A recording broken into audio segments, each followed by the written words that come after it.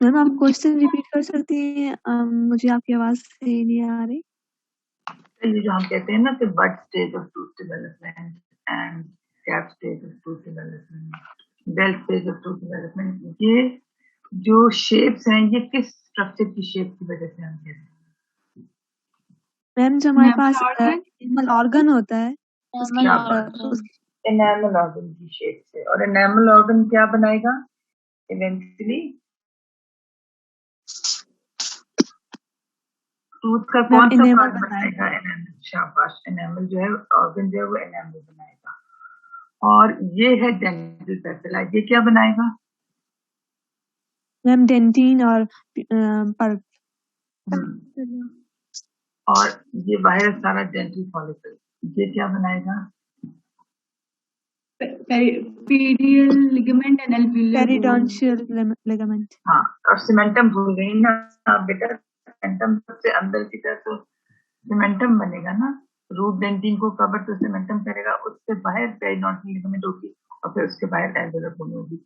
ये आपको नजर आ रहा है? ये पीछे मैंने आपको बताया था क्या होता है, परमानेंट टूथ बड का बताया था मैंने आपको।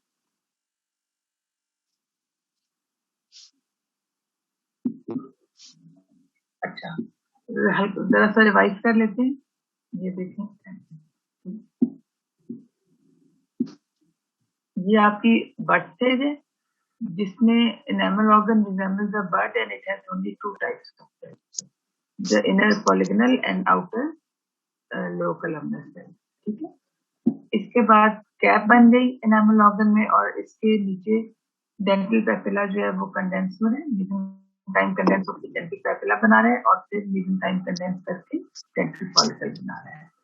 इसके बाद ये it is still the cap stage, इसमें अब 3 टाइप्स ऑफ सेल प्रिपेयर हो गए। तो आप कह सकते हैं कि बड से कैप में आते हुए मॉर्फो डिफरेंशिएशन भी हो रही है एंड हिस्टो डिफरेंशिएशन भी हो रही है। मॉर्फो तो ये हो रही है कि बड शेप के बजाय अब वो कैप शेप का हो गया एनामल ऑर्गन, और फर्दर जो हिस्टो डिफरेंशिएशन ये कि एक थर्ड लेयर ऑफ सेल आ जाता है। अब यहाँ तो सिर्फ 2 टाइप्स ऑफ सेल्स थे बड में, कैप में कितने सेल्स हो गए? एक हो गया आउटर एनामल एपिथेलियम, फिर हो गया इनर एनामल एपिथेलियम और बीच में टेलेस रेटिकुलम। और हम जो है वो पढ़ चुके हैं, ये कैप है और ये डेंटल लैमिना इसके साथ अटैच्ड है। नाउ कैप स्टिच का हमने ये भी पढ़ लिया था। ये वाली मैं स्लाइड करा चुकी हूँ ना, एनामल नॉट वाली, गॉड वाली। Morpho differentiation, cap shape and histo differentiation occur. Outer enamel epithelium are the body cells, inner enamel epithelium become columnar cells in the central portion of it become separate from stellate reticulum. Part of mesenchyme line beneath inner enamel epithelium is dental papilla and part of mesenchyme surrounding the tooth is dental column. Enamel knots मैंने आप बता दिया था, cluster of non dividing epithelial cells हैं, exact role नहीं पता। Initially ये appear होते हैं सब टीथ बड्स में और उसके बाद दोबारा ये मोलर स्टेज में अपेयर होते हैं मोलर टीथ में। एक्सप्रेस करते हैं जीन्स को जिससे बहुत सारे signalling molecule BMP2, BMP4, BMP7 ये सिग्नलिंग मॉलिक्यूल जो है ये टूथ डेवलपमेंट करवा रहे होते हैं। तो एनामल नॉट का एक इम्पोर्टेंट रोल है। एनामल नॉट के ऊपर की एक्सटेंशन जो है वो एनामल कॉर्ड्स कहलाती है। दोनों टेम्परेरी स्ट्रक्चर्स हैं और एनामल फॉर्मेशन स्टार्ट होने से पहले ये डिसअपीयर कर जाते हैं। It has been, enamel formation का मतलब जब हार्ड टिश्यू होना शुरू हो जाएगा। It has been speculated that the function of the enamel knot is that it acts as an organizational center that orchestrates custal morphogenesis. जब ये मोलर्स में आते हैं तो ये मोलर के कस्टल मॉर्फोजेनेसिस जो है वो इनकी वजह से होती है। अब हम कर रहे थे बेल स्टेज। कंटिन्यूड जो कंटिन्यूड ग्रोथ है नीचे की तरफ, इसकी वजह से अब ये कैप से बेल की तरफ बेल शेप की बनती जा रही है। Where the enamel organ resembles a bell with deepening of the epithelium over the dental papilla. जब आप देखें कि पहले कैप थी लेकिन अब इस जगह और इस जगह फर्दर ग्रोथ हो रही है और ये जगह डीप होती और ये बेल की शेप एज्यूम कर रहे हैं. Continuation of differentiation, ameloblast and odontoblast are defined and beginning of morphodifferentiation, tooth crown assumed its final shape. अच्छा, इसमें एक आपने बात और याद रखनी है कि fourth layer of cells appear करती है बेल स्टेज में.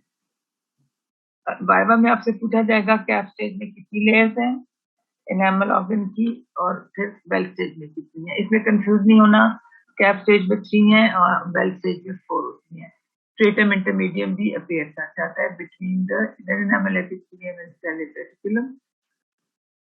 अभी हम देखते जाते हैं. ये डेंटल लैमिना है, ये परमानेंट टूथ बड है. ये वाला या फिर चीज नजर आ रही है. ये आउटर एनामल एपिथेलियम है, इनर एनामल एपिथेलियम है. ये जो है सारा सेल रेटिकुलम है. ये डेंटल पेपिला है. This one is dental follicle. ये सारा एंड ये जो पोर्शन है इसको सर्वाइकल लूप कहते हैं. इसमें फर्दर ग्रोथ होती जाती है. यहाँ माइटोटिक एक्टिविटी, माइटोटिक डिवीजन चल रही है. और इसी की लिंगुअल साइड पे एक और छोटी सी एक्सटेंशन ये फॉर्म हो रही है. इससे परमानेंट टूथ बड बनेगा इस वाली चीज में. तो इसका मतलब क्या हुआ कि जो 20 प्लेकोड्स अपीयर हुए थे आपके डेंटल लेमिना पे और फिर वो ग्रो करके नीचे मेसेनकाइम में ग्रो किए थे like an enamel organ.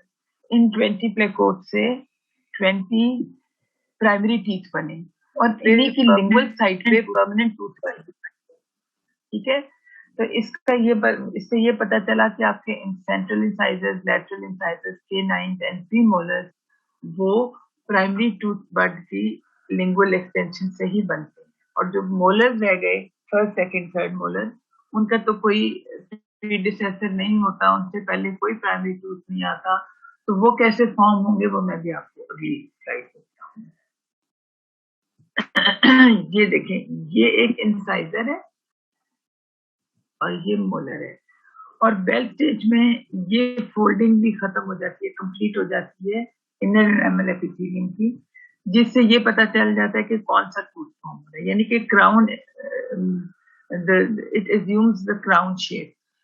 Crown shape इसकी एज्यूम हो जाती है बेल स्टेज में. ये देखिए, ये इंसाइजर है और ये मोलर है. ये देखिए, आपको यहाँ पे दो कट्स नजर आ रहे हैं. ये इनेमल नॉट था और ये इसके ऊपर इनेमल कॉर्ड जा रही है. ये अभी तक इसे डिसअपीयर नहीं हुआ कि अभी इनेमल नहीं बना. जो ही इनेमल बनने लगेगा उससे पहले ये डिसअपीयर हो जाएगा. तो dental lamina, permanent tooth bud, enamel cord, inner enamel epithelium. This is outer enamel epithelium and this is the dental papilla. एक इसका क्लोज व्यू दिखा रहे हैं आपको बेल स्टेज का. इसमें अगर आप देखें तो ये डेंटल पेपिला है. इनर एनामल एपिथेलियल सेल्स थोड़े से एलोंगेट हो चुके हैं. वैसे भी कोलमनर सेल्स हैं. ये ऊपर देखें एक फोर्थ लेयर अपीयर हुई है. ये सेलेट रेटिकुलम है, ये इनर एनामल एपिथेलियम है. इसके बीच में ये 3 लेयर या 2 लेयर सेल्स अपीयर हो रही है. इन्हें कहते हैं स्ट्रेटम इंटरमीडियम. इनका काफी इंपॉर्टेंट रोल होता है in the tooth development. Not in the tooth development, in the enamel development of enamel. ये सेलेट रेटिकुलम है, आउटर एनामल एपिथेलियम है. अच्छा, अब इनका थोड़ा सा वो बता रहे हैं. Inner enamel epithelium, short columnar cell bordering the dental papilla. ये टॉल हो जाएंगे थोड़ी देर में जब एनामल बनने लगेगा.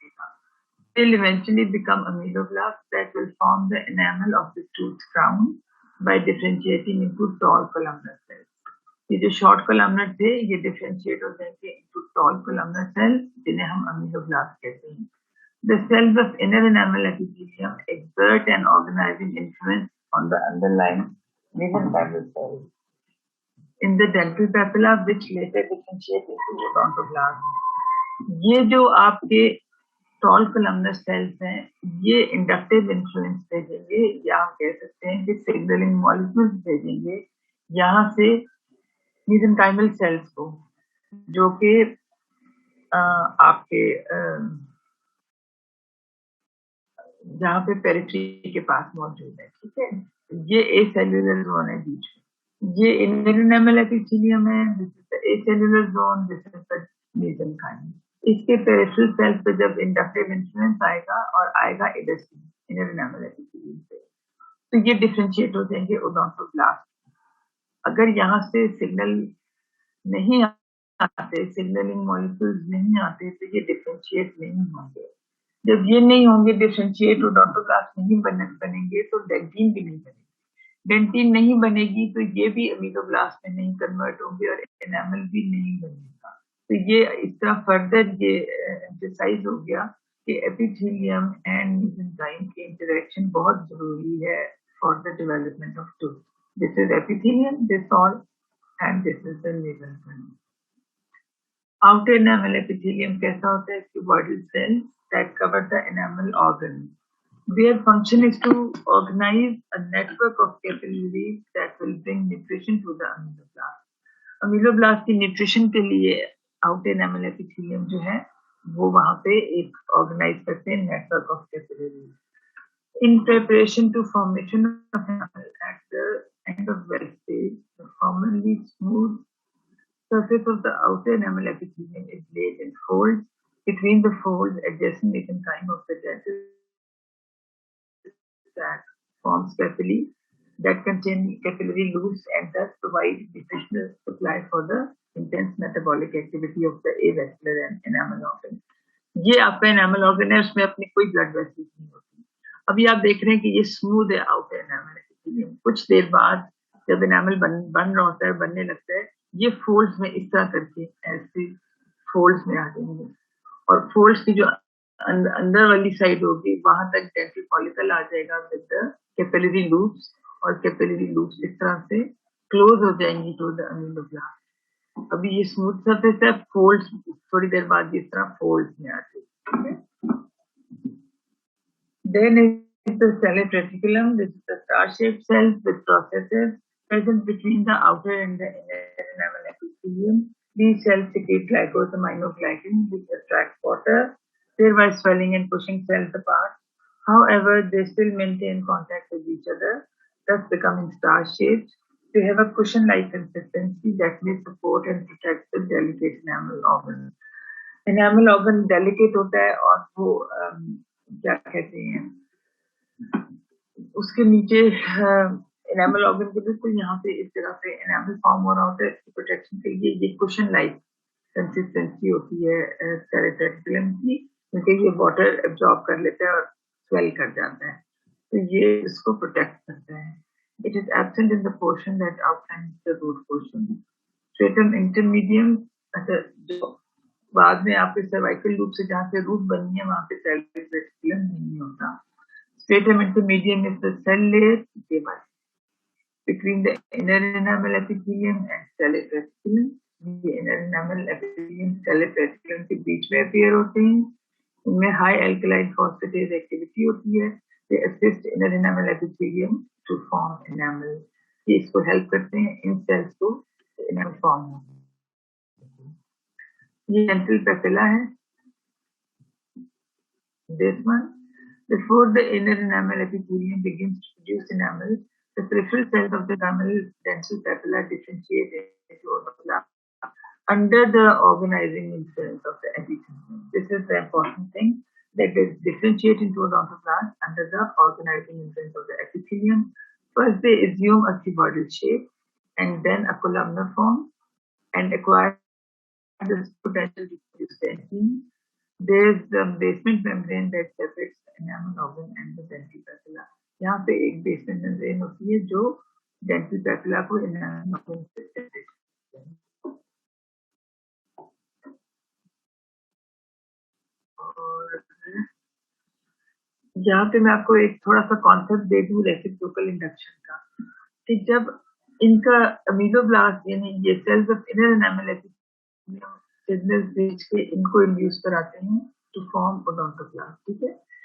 और जब ये डेंटिन बना लेते हैं तो फिर वहां से सिग्नल्स वापस इधर जाती हैं इनर एनामल एपिथेलियम को बिकम अमीलोब्लास्ट।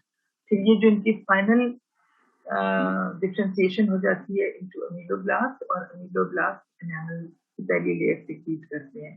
इसका मतलब ये है कि पहले इन सेल्स ने पेरिफेरल सेल्स को ऑफ द डेंटल पेपिला को डिफरेंशिएट करवाया सिग्नल्स भेज के, फिर इन्होंने सिग्नल्स भेज के इन सेल्स को अमीलोब्लास्ट में डिफरेंशिएट कराया। इसे कहते हैं रेसिप्रोकल इंडक्शन। इन्होंने एक दूसरे के साथ रेसिप्रोकेट किया। Closer view, these cells are the stellate reticulum। इसमें आउटर एनामल नहीं नजर आ रहा। ये है stellate reticulum, ये है स्ट्रेटम इंटरमीडियम, ये इनर एनामल एपिथेलियम, ये ए सेल, ये सेल बनते हैं। ये बेल स्टेज है, एनामल नॉट है और ये एनामल कॉर्ड है। ये पार्ट जो है ये सर्वाइकल लूप है और यहाँ पे माइटोटिक एक्टिविटी रहेगी और यहाँ से ये ग्रो करता जाएगा। और ये भी आपको एक बात याद रखनी है कि जो सेल्स डिफरेंशिएट कर जाते हैं अमीलोब्लास्ट से ओडोंटोब्लास्ट में, उनकी माइटोटिक एक्टिविटी स्टॉप हो जाती है क्योंकि अब वो डिवाइड नहीं करेंगे। अब उन्होंने एक नया काम करना है, अमीलोब्लास्ट में एनामल बनाना है, ओडोंटोब्लास्ट में डेंटिन बनानी है, इसलिए उनकी वहां पे माइटोटिक डिवीजन खत्म हो जाती है। ठीक है, कि आगे मैं आपको एक डायग्राम से फर्दर समझाऊंगी।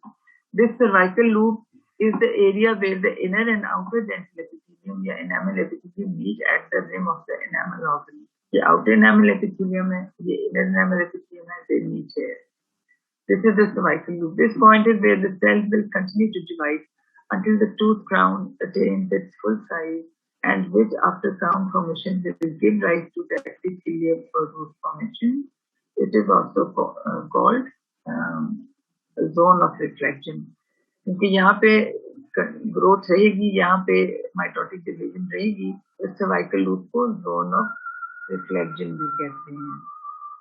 अच्छा, ये जो मैं आपको बता क्राउन पैटर्न डिटर्मिनेशन हो जाती है बेल स्टेज में, वो किस तरह होती है। यहाँ पे एक मोलर बन रहा था, ठीक है। अब ये आप देखिए कि हमें सिर्फ ये एनामल ऑर्गन नजर आ रहे हैं, सारे जो पिक्चर है ये एनामल ऑर्गन के, जो अंदर व्हाइट व्हाइट है ये डेंटल पेपिला है।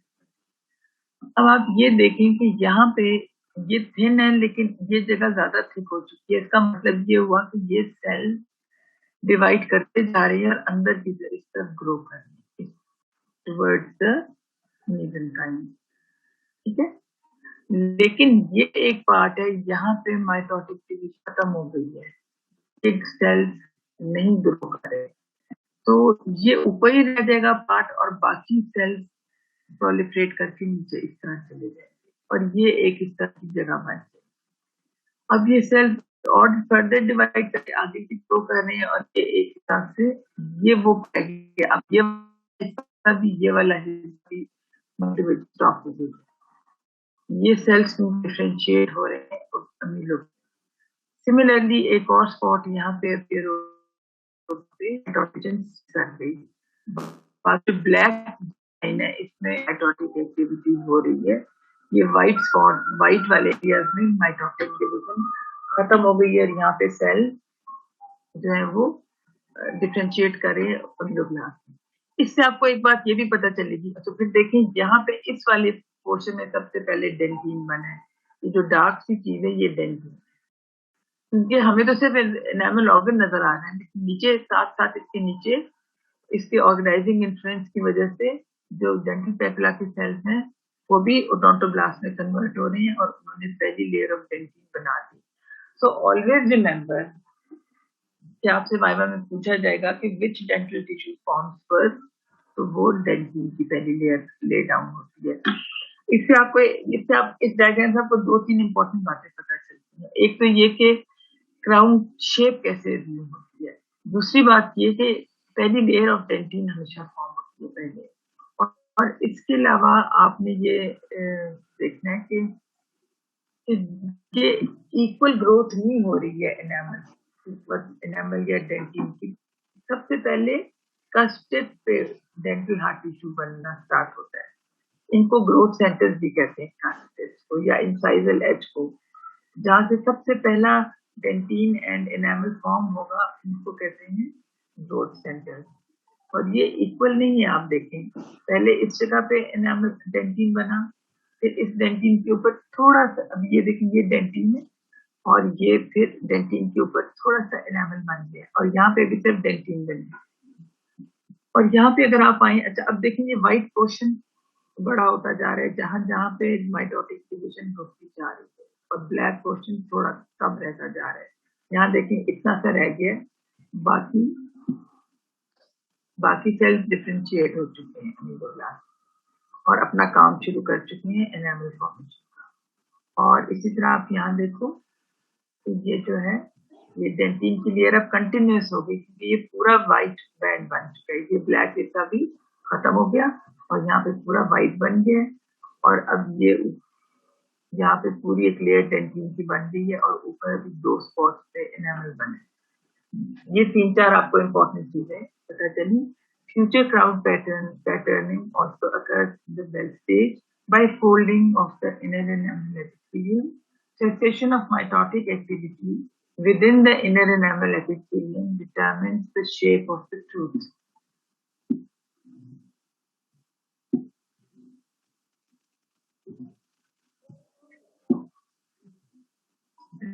अर्ली बेल स्टेज में क्या होता है, लेट बेल स्टेज में फिर क्या होता है। लेट बेल स्टेज में याद रखें एनामल एंड डेंटिन फॉर्म होते हैं, उसके बाद जब क्राउन कंप्लीट हो जाता है तो फिर रूट फॉर्म होती है।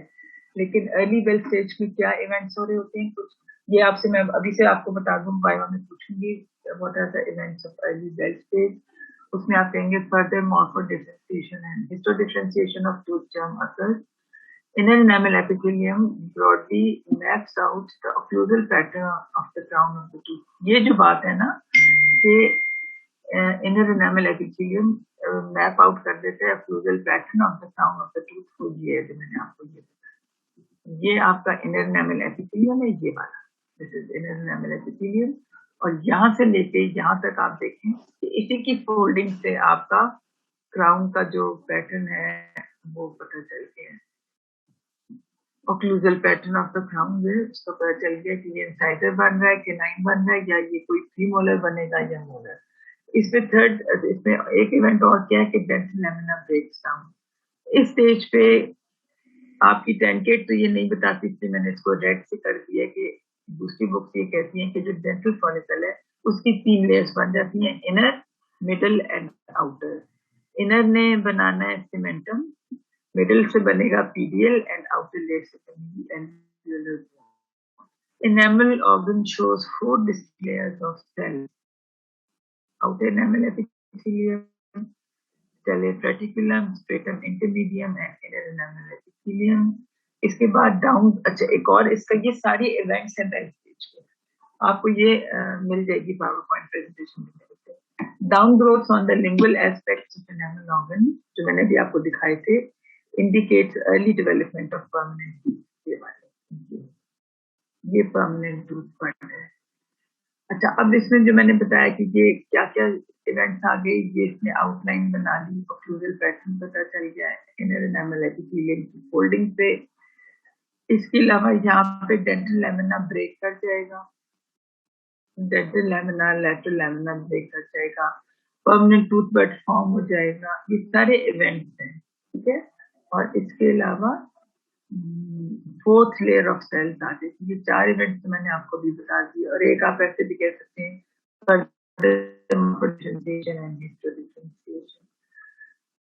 outer enamel epithelium, इनके फंक्शंस देखे थे। Maintains shape of enamel organ, cervical loop shows considerable mitotic activity. क्योंकि सर्वाइकल लूप बनता किससे, आउटर एनामल epithelium, इसलिए इसमें सर्वाइकल लूप पर जिक्र आता है outer enamel epithelium से। Stellate reticulum is fully developed at bell stage, protects the underlying dental tissue, maintains shape, releases molecules in dental follicle to activate osteoclast to resolve the adjacent alveolar bone। ये point आपको मैं समझाऊंगी जब हम इसी chapter में eruption पढ़ेंगे। Eruption जब tooth बन गया फिर वो इरप्ट करेगा। तो ये stellate reticulum कुछ मॉलिक्यूल्स रिलीज करते हैं डेंटल फॉलिकल में, जहां वो जाके ऑस्टियोक्लास्ट को एक्टिवेट करते हैं ताकि बोन रिजॉल्व हो। इस टूथ बड के ऊपर जो बोन है वो रिजॉल्व होगी तो ये टूथ इरप्ट करके ओरल कैविटी में आएगा। स्ट्रेटम इंटरमीडियम जो है ये first appears at bell stage, involved in synthesis of proteins क्योंकि आपको पता है कि एनामल जब बनेगा तो पहले उसकी प्रोटीन बनेगी ना, ऑर्गेनिक बनेगा मैट्रिक्स जो कि फिल होगा फिर उससे मिनरल से। तो ये उसकी सिंथेसिस ऑफ प्रोटीन्स में इन्वॉल्व होता है, transport of materials to the cells of inner epithelium. Inner enamel epithelium cells are columnar at cell stage, but at the region of cut tips, cells become elongated. Cut tip पे क्यों elongate हो गए? क्योंकि अब ये finally differentiate करने वाले हैं इनर अमीलोब्लास्ट, जिसके बाद कट टिप पे सबसे पहला डेंटल हार्ट टिश्यू फॉर्म होगा. अब ये एक और डायग्राम देखिए, ये आपकी बेल स्टेज है, ठीक है. ये सारा मेसेनकाइम है, ये ऊपर एनामल ऑन, ये outer enamel epithelium, this is the cell reticulum, ये सेल्स स्ट्रेटम इंटरमीडियम थी, और ये जो है इनर एनामल एपिथेलियम. और इसमें आप एक चीज अप्रिशिएट करें कि कस्ट पे ये सेल्स इलोंगेट करते हैं, जबकि यहाँ पे भी छोटे हैं, डिफरेंशिएट नहीं हुए. डिफरेंशिएट नहीं हुए तो ये अपनी माइटोटिक डिवीजन में चल रही है. इसी तरह same is true for odontoblast. आप ये देखेंगे जो सेल्स ऑफ मेसेनकाइम से पेरिफेरल सेल्स, ये कस्ट टिप पे ये ओडोंटोब्लास्ट में डिफरेंशिएट हो चुके हैं कस्ट टिप पे, और इन्होंने ये जो येलो लेयर है डेंटिन भी फॉर्म कर ली है. अभी कोई एनामल नहीं बना इनसे.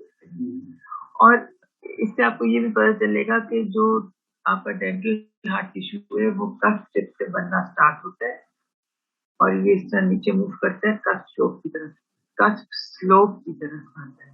टिप से स्टार्ट होता है और फिर ये नीचे की तरफ मूव करता है. जो ये नीचे आएगा, इन सेल्स की भी माइटोटिक डिवीजन रुक जाएगी और ये भी डिफरेंशिएट होते जाएंगे इनटू ओडोंटोब्लास्ट एंड अमीलोब्लास्ट, और ये पूरा क्राउन फॉर्म हो जाएगा. और उसके बाद ये जो सर्वाइकल लूप है, ये रूट बनाने का काम शुरू करते हैं. ये इस जगह से रूट फॉर्मेशन स्टार्ट होती है, ठीक है. तो ये सेल भी इलोंगेट, ये भी ओडोंटोब्लास्ट बन चुके हैं, ये अभी अमीलोब्लास्ट के लिए इलोंगेट हो चुके हैं, लेकिन इन्होंने भी एनामल नहीं सक्सीड किया. और नेक्स्ट डायग्राम इसका इससे फर्दर एडवांस है. यहाँ तो आप देखिए सिर्फ डेंटिन बनी हुई है. यहाँ अगर आप देखो, अब ये जो ब्लू सेल्स हैं ये अमीलोब्लास्ट हैं, तो ये व्हाइट वाले ओडोंटोब्लास्ट हैं. ये भी यहाँ देखें, ये ओडोंटोब्लास्ट बन चुके थे तभी तो डेंटिन बनी थी. डेंटिन सिर्फ ओडोंटोब्लास्ट बना सकते हैं, लेकिन अब ये जो ब्लू हो गए हैं ये अमीलोब्लास्ट बन गए. और इन्होंने जो ब्राउन सी एनामल है ये ऊपर, अब इसकी देखिए आप, क्योंकि डेंटिन पहले बनना शुरू हो जाती है तो डेंटिन थिक होती है और एनामल इसके ऊपर थोड़ा सा थिन एनामल बना है, वही कस्ट टिप पे सबसे पहला एनामल फॉर्म हुआ है. ये ब्राउन वाला ये एनामल है, ये एनामल है. और अब इस डायग्राम में आपको क्या क्या नजर आ रहा है? Outer enamel epithelium, cell reticulum, stratum intermedium, और अब इन्हें हम कहेंगे ameloblast. Now we will not call them inner enamel.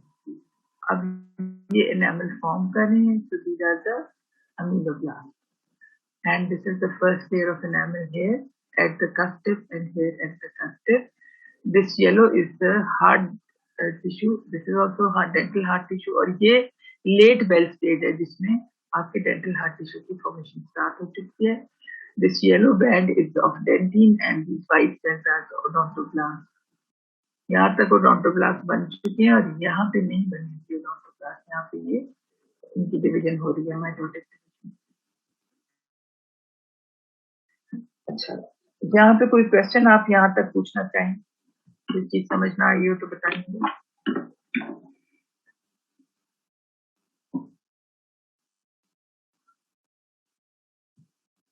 Students, आपको मेरी आवाज आ रही है? Yes ma'am. जी मैम आ रही. कोई चीज जो आपको इस अभी तक समझ ना आई हो, या सब ठीक है? मैम फिलहाल तो ठीक है. लेट बेल स्टेज के अब हम देखते हैं क्या क्या हो रहा है. It is associate late bell stage. हम अर्ली बेल स्टेज हम ये कर चुके थे. This was the early bell stage, ये था. अब हम कर रहे हैं late bell stage. It is associated with formation of dental heart tissues. DHT is dental heart tissue. Dentine formation always precedes enamel formation. Enamel and dentine formation starts at tips of the future crust or incisor ledge. हमेशा वहाँ पे start होगी. और ये process कैसे होगा? Ameloblast inductive influence भेजेंगे on the cells of dental papilla, जो कि कन्वर्ट हो जाएंगे या डिफरेंशिएट हो जाएंगे ओडोंटोब्लास्ट, और वो पहली लेयर ऑफ डेंटिन बना देंगे. उसके बाद it which induces ameloblast to secrete dentin layer बनेगी, फिर वो इंड्यूस करेगी अमीलोब्लास्ट को कि वो मतलब टर्मिनल उनकी डिफरेंशिएशन हो जाए into ameloblast and that they secrete enamel. ये मैं आपको सारा करा चुकी हूँ, ठीक है. ये आप देख लीजिए, ये ऊपर वाला लाइट बैंड एनामल है और डेंटिन पहले बनी थी, तो डेंटिन यहाँ पे काफी ज्यादा बन चुकी है. और ये जो ब्लैक पार्ट रह गया है, यहाँ अभी भी माइटोटिक डिवीजन हो रही है, सेल डिवीजन हो रही है. यहाँ पे ये पूरा ब्लैक खत्म हो चुका है, ये पूरा व्हाइट बैंड बन गया है. ये सब ऊपर अमीलोब्लास्ट है. No more cell division and they are all differentiated into ameloblast and now they are forming enamel. इसी तरह नीचे के सेल्स ओडोंटोब्लास्ट जो है वो डेंटिन बना रहे हैं और ये सारे डिफरेंशिएट हो चुके हैं. यहाँ पे नीचे वाले जो सेल्स रह चुके होते हैं वो अभी डिफरेंशिएट नहीं हुए होते. ये आप देख लें कि एक और बेल स्टेज का डायग्राम है. अगर आप देखें तो ये डेंटल लेमिना और इसके साथ लैटरल लेमिना ये ब्रेक करते हैं इस स्टेज पे. सेल स्टेज पे टूथ बड जो है वो उसकी जो ओरल एपिथेलियम के साथ कनेक्शन होता है डेंटल लेमिना लैटरल लेमिना का, वो ब्रेक कर जाता है. और अब ये टूथ बड इंडिपेंडेंटली, अब इसकी कोई अटैचमेंट नहीं होती ओरल एपिथेलियम से, और ये मेसेंकाइम में होता है, ये वहाँ इंडिपेंडेंटली ग्रो करता है. This is the dentin. के ऊपर जो हल्की सी ब्लैक लाइन है ये एनामल है, और स्टेलेट रेटिकुलम है, ये एनामल ऑर्गन है. ये सर्वाइकल लूप है आपका, ये वाला पार्ट और ये वाला पार्ट, ये बीच में पल्प, जो हम डेंटल पेपिला कह रहे थे ना, जिसको जब पहली लेयर डेंटिन की बन जाती है तो फिर उसके बाद हम डेंटल पेपिला नहीं कहते थे, हम पल्प कहते हैं. For dentinogenesis and amelogenesis to take place normally, the differentiating odontoblast and ameloblast will receive signals from each other, and that is called reciprocal induction. Stages of acquisition. इसमें elongation of inner enamel epithelium. उसके बाद वो क्या करेंगे, signals भेजेंगे and differentiate करवाएंगे odontoblast को. Differentiation of odontoblast. उसके बाद क्या होगा, third step formation of dentin and then fourth step में formation of enamel. Root development हम आज नहीं करेंगे, इसमें मैं आपको एक और चीज बता देती मैम जी. मेरा एक जनरल सवाल है. मैम ये जो हम लोग ये ओरल हिस्टोलॉजी 10 कैट से पढ़ रहे होते हैं, तो यही वाला टॉपिक मैं पढ़ी थी, तो वहाँ पर पता नहीं किसी माइस का जिक्र हुआ है और वो बता रहे हो, तो वो हम पढ़ने की जरूरत है? नहीं, जो अभी तक जो मैं आपको पढ़ा रही हूँ सिर्फ वो टॉपिक्स पढ़े हैं आपको, और वो जो इतना आपके लिए इम्पोर्टेंट नहीं है उसको मैं आखिर में थोड़ा सा समराइज करती हूँ, ठीक है. वो मैं आपको समझाऊंगी. अब आपने टाइम कम रह गया, इसकी जरूरत है.